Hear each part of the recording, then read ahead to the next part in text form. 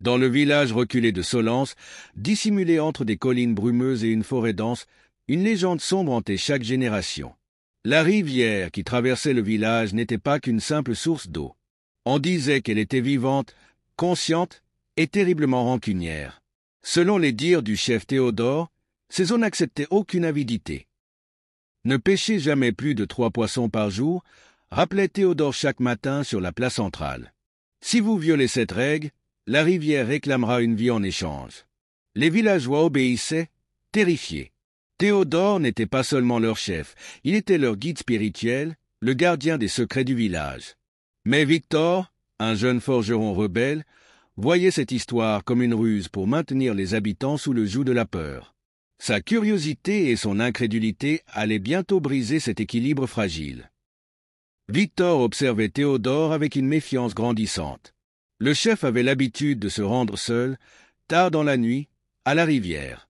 Une lanterne dans une main, un lourd sac dans l'autre. Une nuit, n'y tenant plus, Victor le suivit en silence. Dissimulé derrière les arbres, il le vit s'agenouiller au bord de l'eau et ouvrir le sac. À la lueur de la lanterne, Victor distingua des éclats d'or et des bijoux scintillants. À sa grande stupeur, Théodore jeta ses richesses dans l'eau. Chaque objet disparut sans bruit, comme avalé par les profondeurs. Victor resta figé, son esprit en proie à une multitude de questions. Pourquoi le chef gardait-il ce secret? Et pourquoi priver le village de ses richesses? La frustration et la colère prirent le dessus. Le lendemain, Victor rassembla les villageois sur la place centrale. Sa voix résonna comme un coup de tonnerre. Théodore nous ment depuis des années.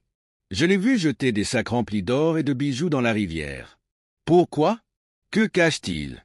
Un silence pesant s'abattit sur l'assemblée. Tous les regards se tournèrent vers le chef, qui resta immobile. Puis, lentement, il s'avança, son visage grave, mais son regard indéchiffrable. « Ce que tu as vu, Victor, n'est qu'une partie de l'histoire, dit-il. Si nous gardons ces richesses, la rivière se vengera.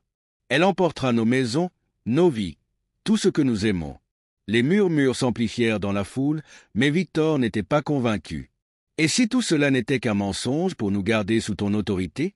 Je vais prouver que cette soi-disant malédiction n'existe pas. » Les paroles de Victor frappèrent les villageois comme une gifle.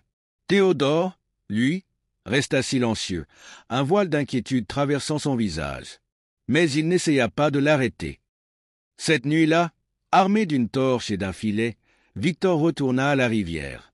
L'eau était glaciale, et une étrange brume s'élevait au-dessus de sa surface, comme une respiration silencieuse.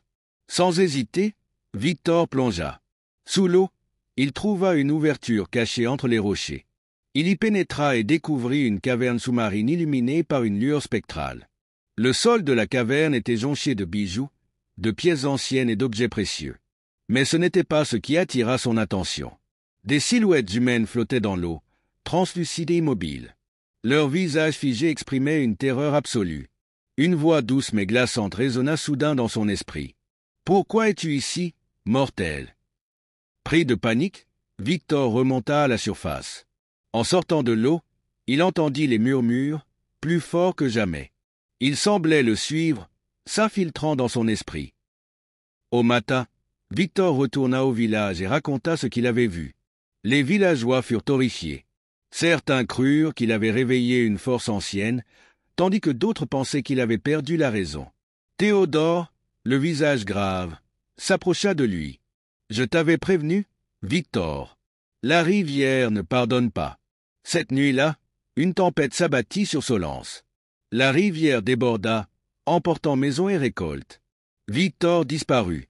Son corps fut retrouvé 3 jours plus tard sur la rive, son visage figé dans une expression de terreur absolue, identique à celle des silhouettes dans la caverne. Les villageois, terrifiés, reprirent leurs offrandes à la rivière. Ils n'osaient plus poser de questions ni braver les interdits. Théodore continua de diriger le village, mais son regard portait un poids nouveau, celui de la culpabilité et de la peur. Quant à la rivière, ses murmures ne faiblirent jamais. Ils résonnaient dans chaque recoin du village, rappelant à tous que certaines forces ne doivent jamais être défiées. Car à Solence, la rivière n'oublie jamais.